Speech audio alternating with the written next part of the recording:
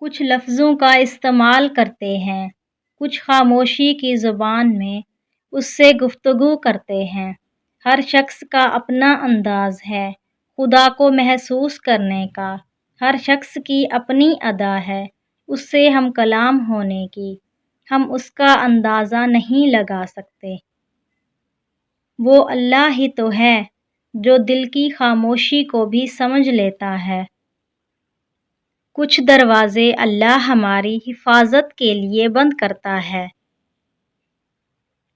زندگی کو ایسا بنا دے یا رب کہ خوشی ملے تو سجدہ کر لوں اور غم ملے تو صبر کر لوں۔